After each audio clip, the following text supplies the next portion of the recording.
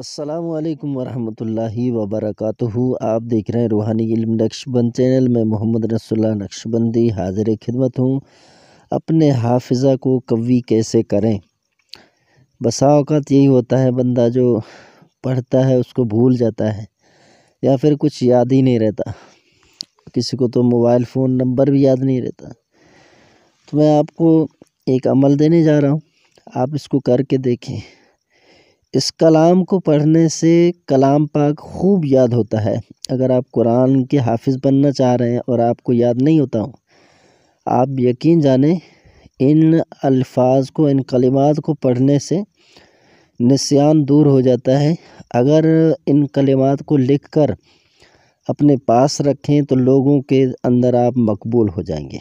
ایسے زبردست قسم کے کلمات ہیں، تو آپ سماعت کر لیجئے، جب دل چاہے آپ پڑھیں۔ تعداد کوئی مقرر نہیں ہے، قید نہیں ہے۔ اگر آپ ہر نماز کے بعد 10 مرتبہ پڑھ لیں گے یہ زیادہ بہتر رہے گا۔ اگر یہ بھی نہیں ہے تو صبح شام اس کو 10 مرتبہ پڑھ لیں، یہ بہتر رہے گا۔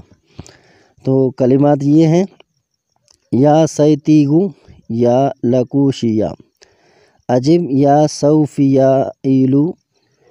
بس یہ کلمات ہیں، آپ نے ان کو پڑھنا ہے اور کثرت سے پڑھیں تو آپ ان کے فوائد دیکھیں گے۔ بس ان کو پڑھنے سے آپ کا ذہن کھل جائے گا۔